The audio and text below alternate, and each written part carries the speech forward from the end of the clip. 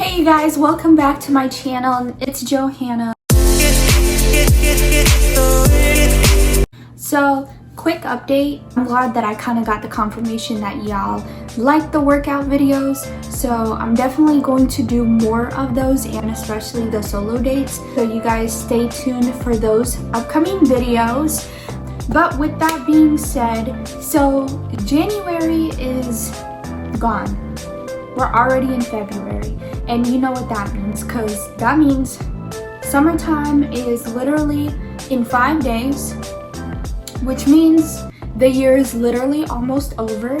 So because of that, I know a lot of people, this is around the time that a lot of people kind of start not being consistent with their New Year resolutions. Today's video is going to be how to stay consistent, and I thought that was especially fitting. Let's get started. I have my notebook. So tip number 1 is going to be balance over extreme, which is pretty self-explanatory. When you're trying to implement a new kind of routine into your daily schedule, typically what people do is they will do the most extreme thing, just something that's really just not sustainable. You have all that motivation right up front because you know what you want to see. People don't realize like that's not really sustainable, and everyone's balance is going to look a little bit different because of lifestyle, your requirements, things you gotta do, your time obligations and stuff like that. Number 2 is going to be stop relying on motivators. This is something that I really have to work on. Another way to say it is be more disciplined, because you're not always going to feel like it. And I think I talked about this in one of my previous videos about what's the difference between motivation and discipline. Motivation is when you feel like it, and discipline is you might not feel like it, but you're going to get it done because it needs to get done. So, of course, which one is going to be more important? So stop relying on motivation alone. Yes, motivation, great. It makes it feel better to do the things because you want to do them versus because you have to do them. But completely relying on motivation, you're not going to be able to stay consistent because you're not going to always be motivated. Versus discipline, where it doesn't matter how you're feeling, you're going to make sure what you need to get done gets done. And of course that discipline can be built in so many different ways, and that can look a little bit different depending on how you are. But of course, even with discipline, I think it should be kind of a balance. You don't want to be too extreme, because that can also make you extremely inconsistent because it is so extreme. So one and two kind of go hand in hand with each other. Actually, to be honest with you, all of them kind of go, it's a circle. It's a circle, and it's a whole bunch of pies. Number 3 is keep track of your progress. You can't know how far you've come, you can't know what you can improve, you can't know what you're doing right if you don't keep some form of documentation of your progress. That could be progress pictures, that could be some kind of journal that you write in. Depending on your goal, you can track progress a little bit differently. For people that are working out, a spreadsheet or Google Docs might be really good, or a notebook. Just kind of depends on your preference, but ultimately making sure you track your progress. And if you can track your progress on a daily basis, that's even better, but that might not be realistic for some people who are extremely busy. But of course, at the very least, try to track your progress on a weekly basis. Okay, number 4 is really, really important as well. Know your why. Know your why, and remember that why throughout that process. And what I mean by this is ask yourself, why are you doing this? Why are you trying to accomplish this?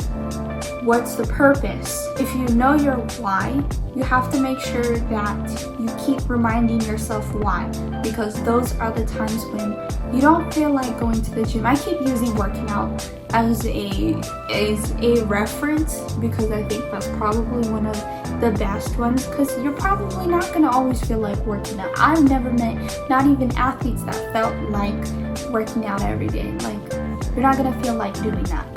You know, you're not going to feel like eating healthy. And so you have to remind yourself, why are you doing this? You know, whether it's to have a healthy lifestyle, whether it is to have your dream body, whatever the why is going to be kind of your fuel for why you're doing what you're doing. So establishing a why and kind of going a little more in depth into the why, you want your why to be very meaningful. So if your why is because I just want to look good, yes, but why? If you want to look good, why do you want to look good?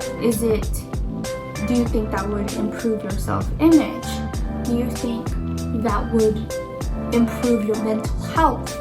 And kind of a side note, this is not promoted, I wish, but a really good book is called Stick to It. The book pretty much consists of how to stick to it, whatever it is. So number 5 is do it gradually. Would you, this is a scenario, again going back to working out, you'll choose scenario A or scenario B. Let me know in the comments down below.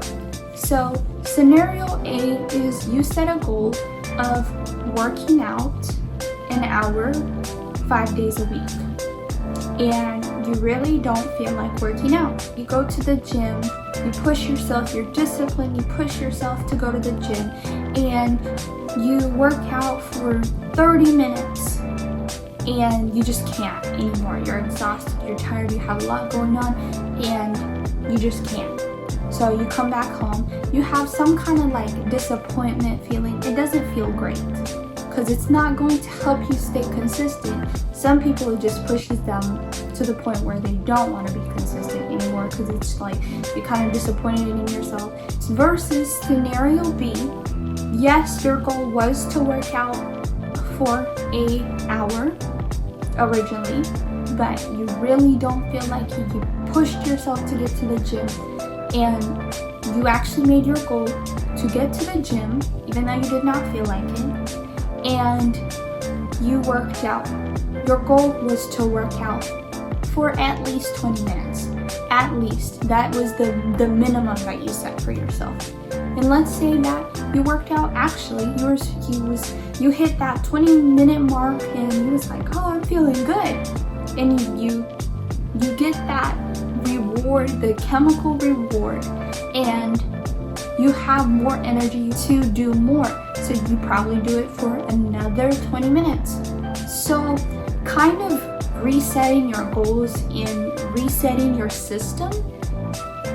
Well, before I continue, which one sounds much more better, A or B? Let me know in the comments.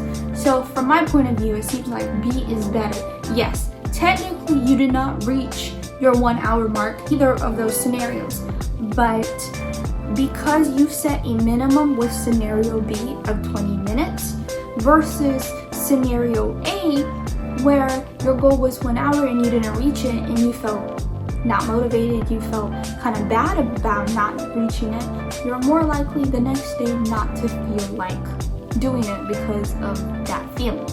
Versus B, where you were rewarded by a good feeling for hitting your bare minimum that pushed you to doing an additional 20 more minutes, totaling up to 40 minutes.